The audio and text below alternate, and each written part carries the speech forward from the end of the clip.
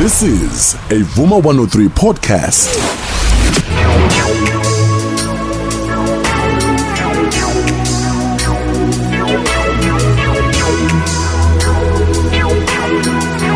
It's Mega Great Sound Vuma 103 exactly 8 minutes before Linda the game demand the capital Sithole and PNDK.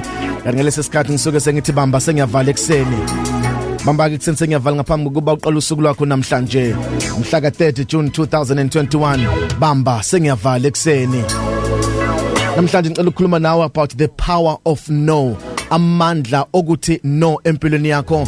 Khona amanye ama relationship khona nemenye imishado yahlangana yahlala ngenxa ukuthi kuhluleke ukuthi abantu bathi no.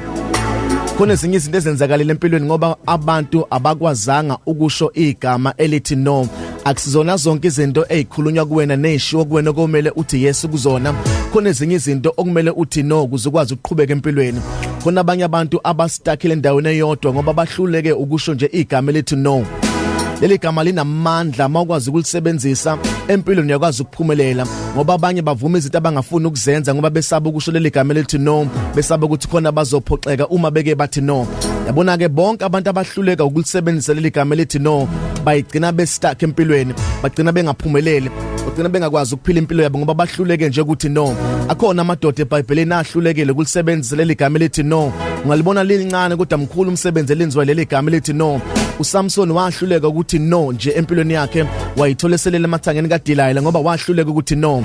Khona amadoda amaningi ahluleka ukuthi no ayithola esethatha inquma angayifuni ukuyithatha ngoba esaba ukusho nje leli gama elifishane kangaka elithi no.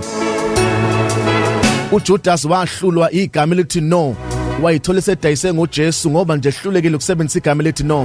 Namhlanje sikhuluma ngayo ukuthi wadayisa uJesu uJudas ngoba wahluleka ukuthi no bemnikeza imali ukuthi akahambe yodayisa ngoJesu. Khona abanye abahleli basekuhlukumezeka, bayahlukumezeka, bathwele kanzima ngoba bayasaba ukusebenzisa leli gama elithi no. Ezinye izinto ukuze uphumele komele ukuthi no, ukuze kube khona abantu abazoyeka ukuhlukumeza, sukuma ume ngenyawo usho ukuthi no. Sometimes you need to stand up and say no to poverty, and say no to failure, and say no to ill treatment, and say no ekwahlulekeni ukuze ukwazi uphakama ephezulu. Amadoda akwazi ukulisebenzisa leli gama athi no. Namhlanje sikhuluma ngawo, namhlanje siyawa celebrate ngoba bakwazi ukuthi no empilweni. uJesu ngelinye ilanga simthola ebhekene noSathane ezomlinga, uthi ake uphendulele amatshe ebeyisinkwa, simuze ekhuluma ethi no. Kube wahluleka ukusebenzisa no, ngabe wasubmita kuyisitha. Ngicela ulisebenzise leli gama lethi no. Akubona bonke abangani bakhe abazokhuluma izinto kuwena okufanele uvume uvela uthi yes, kodwa msebenzise no ngoba kunamandla avalelwe kuno. Abanye basakwazi ukuphila impilo abayiphilayo ngoba bafuna ukujabulisa abanye abantu. Manje kwathiwa yenza ukuthi akakwazi ukunqaba uvela vume yonke into. Yabona ke mawuhluleka ukusebenzisa igama elithi no, awuyiphila impilo oyifunayo kodwa uyiphilela impilo ethanda abanye abantu. Awukwazi ukuphila impilo oyifunayo nokwenza into oyithandayo ngoba uyahluleka ukusebenzisa igama elithi no.